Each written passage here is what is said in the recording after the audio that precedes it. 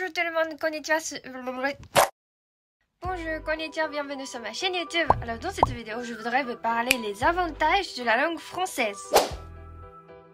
En étant français ou en étant natif en français, vous ne trouvez probablement pas ces aventures. C'est pour ça que j'ai décidé de faire cette vidéo. C'est mon perspective personnelle, originale. C'est totalement subjectif. Alors la première remarque, c'est que en français, il y a beaucoup plus de vocabulaire pour insulter quelqu'un qu'en japonais.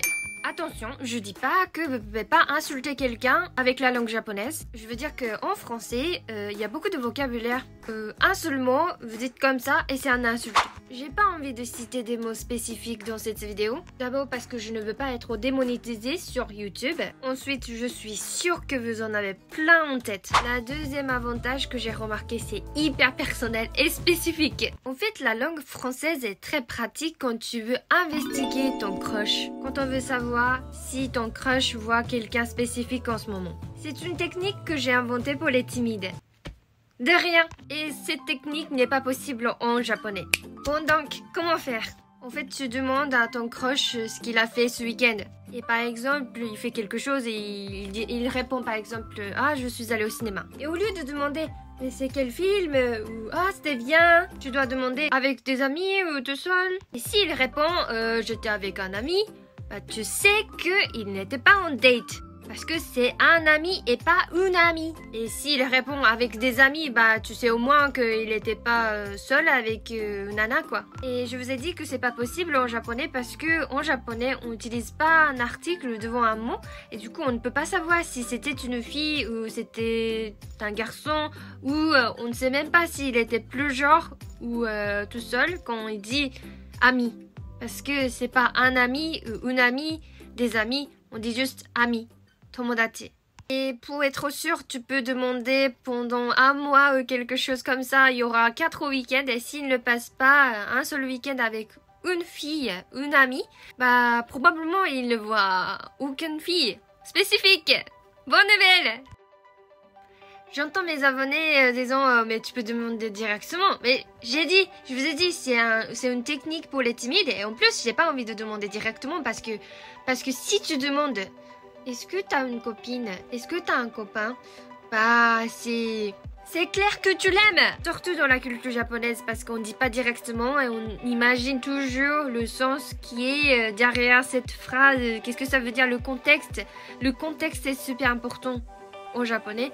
Du coup, bah, si quelqu'un te dit est-ce que t'as une copine? Vous voyez ce que je veux dire? C'est aussi l'art d'être timide. La semaine dernière, il était avec sa famille. Ce week-end, il passe le temps avec un ami à Toulouse. La semaine prochaine, il va partir en vacances avec un ami. Je pense qu'il est honnête, donc je conclus qu'il ne voit personne spécifique en ce moment.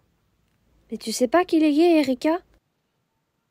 Troisième avantage, c'est que la France est cool. Regardez à quel point on adore la France et la langue française. On met le français partout. Tout ce qui est français, c'est cool au Japon. Quand je dis aux Japonais que je parle français, ils sont tous impressionnés et ils me donnent beaucoup de compliments. Pour les Japonais, c'est stylé de pouvoir parler le français. La France a une très bonne image au Japon. Je pense que c'est parce que la plupart des Japonais qui idéalisent la France ne connaissent pas la fréquence des grèves. Et à cause de ça, il y a beaucoup de retard. Et le fait que Paris n'est pas du tout comme on voit dans les films.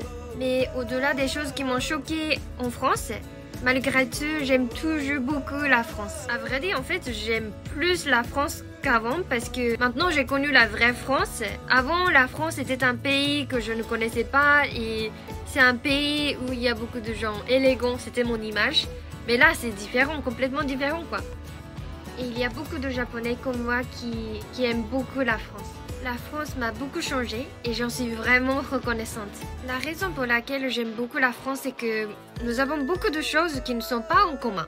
Et c'est ça ce qui me fascine en fait. À chaque fois que je trouve quelque chose de différent du Japon, j'ai envie de comprendre parce que ça me donne une autre manière de voir le monde. Et donc j'apprécie beaucoup et c'est pour ça que je partage les différences culturelles.